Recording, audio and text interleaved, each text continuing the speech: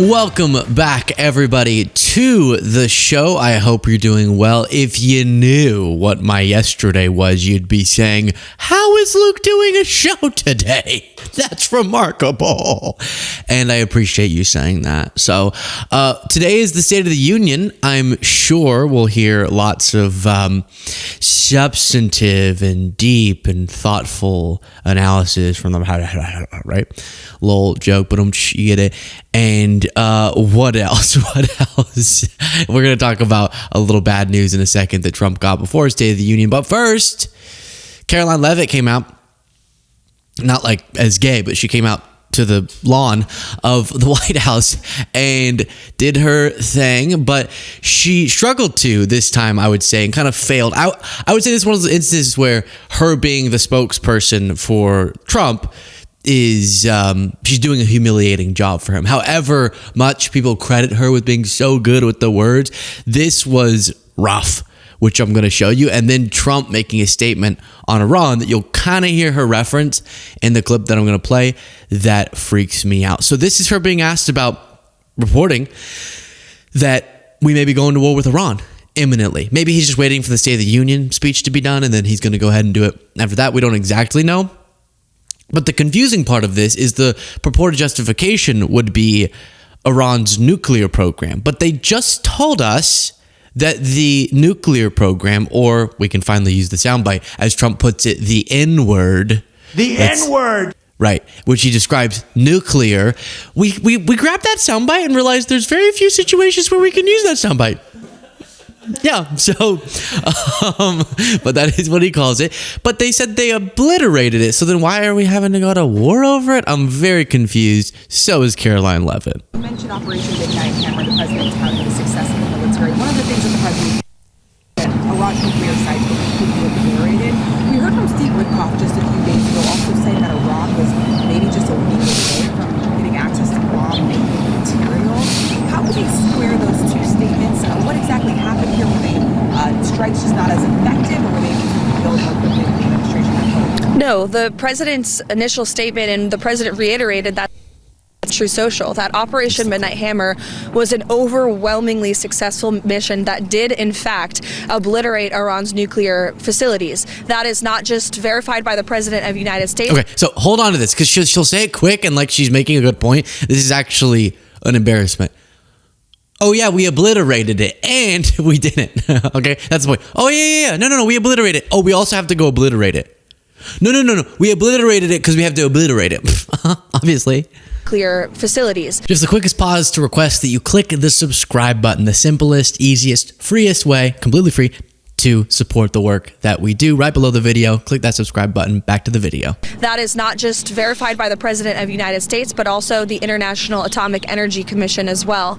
That does not mean that Iran may never try again to establish a nuclear program that could directly threaten the United States and our allies abroad, and that's what the President wants to ensure can never happen again. And just one more note with respect to Iran before I run into my morning meeting. President Trump's first option is always diplomacy, but as he has shown, he is willing to use the lethal force of the United States military if necessary. So it's always the president is always the final around here, and I've seen a lot of sensationalist reports. Why is she so gabbering?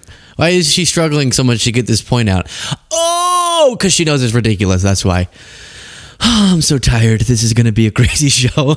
I'm so tired. I don't want to listen to Karoline Leavitt. Here, and I've seen a lot of sensationalist reporting over the past day that is just completely untrue. And anyone speculating to the media, hiding behind an anonymous source, pretending to know what President Trump is thinking or a decision he will make with respect to action against Iran has no idea what they're talking about.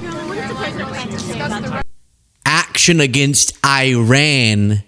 Then she ran away. Good job. He has the frat thing. So I don't know. I thought we were talking about Iran. I didn't know that we were talking. I didn't know we were talking about something called Iran. Where did you run? So I don't really know what that's about. Can we stop saying Iran? It's like the only people who want to go to war with Iran are people who call it Iran. Those are the only people. If you hear them say Iran, that's the person who wants to go to war with the country that we're talking about. So she referenced there. We'll get back to Karoline Leavitt clips, but then she raced off, so didn't give us much insights. We'll get back to her. First, she referenced kind of what Trump sent out, a pretty freaky post denying, which when I saw some quote from this post, I saw the first part of the sentence and was like, so many reports about Iran are wrong about the decision making. And I went, phew, he's denying that they're planning military action against Iran. And then you read further, it's actually him denying that people are telling him not to, which is scary, meaning you know him. He would come out and go, what? We're not a war. No, we're not doing, that's not happening, because of how many reports say that it is. Instead, he's going, the reports that people are encouraging me privately not to are wrong. Oh no. He said numerous stories from the fake news media have been circulating stating that General Daniel Kane, sometimes referred to as Raisin Kane, is against us going to war with Iran. The story does not attribute this vast wealth of knowledge to anyone and is 100% incorrect. General Kane, like all of us, would like not to see war, but if a decision is made on going against Iran at a military level, it is his opinion that it will be something easily won. He knows Iran well in that he was in charge of Midnight Hammer, which weirdly is what I call my sex life. The attack on the Iranian nuclear development.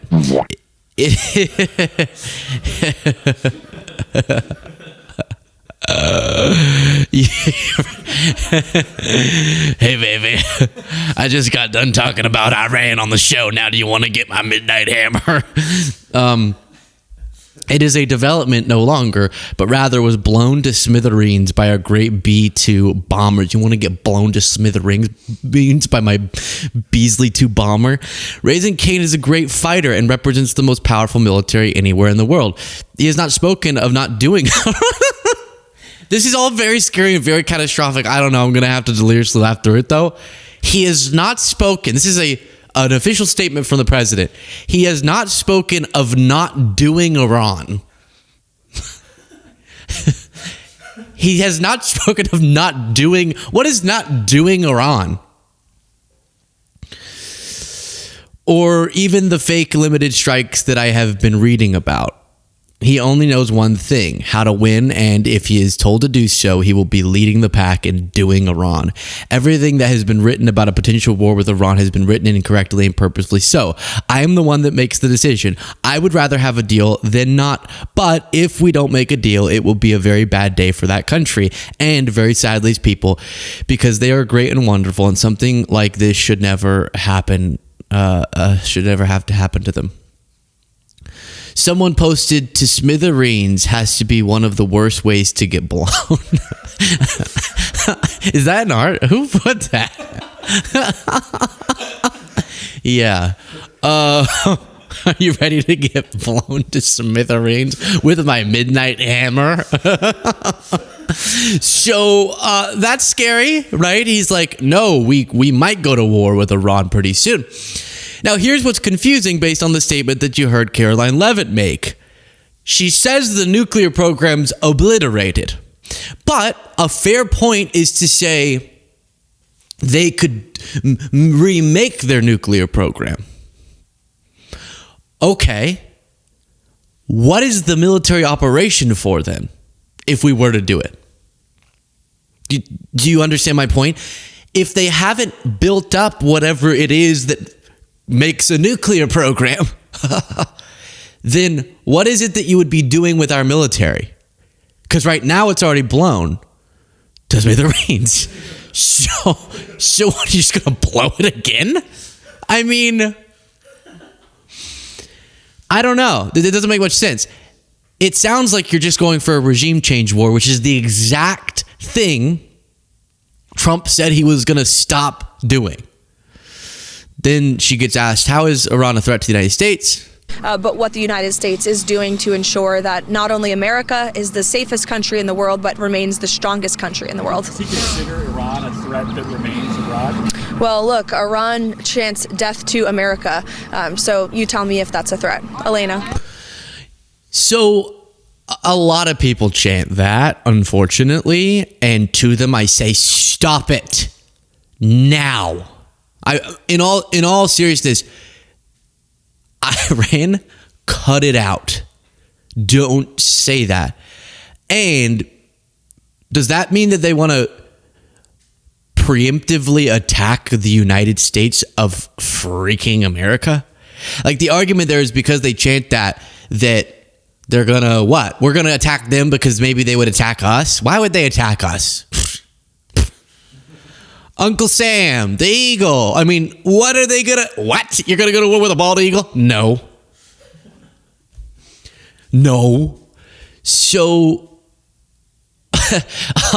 so, like, I don't understand. Yeah, but people said mean things against us, and that means we have to go to war with them? Weird reasoning, Karoline. So that's embarrassing. Then she was on Fox News as well, previewing the bombshell State of the Union address Trump will be delivering tonight. And of everyday Americans who are directly benefiting from his policies and making a few new policy announcements as well to continue tackling the affordability crisis that Joe Biden created 1 year ago. And the president will be talking about the positive metrics we have seen and moving forward towards making life again more affordable and prosperous for all Americans. So that's going to... And of everyday Americans who are... So I got a little distracted by some comments we were getting. You had Marco saying, let's bet if CBC doesn't speak, his new name is BBC. I'm assuming because of your love for the British Broadcasting Corporation. Clara said, pity you couldn't stay with us for his speech rant. I don't... Yeah. Bilbo said, if Luke is Midnight Hammer, then I'm Midnight Nail. I see you. Okay. So, you know what's confusing about that clip?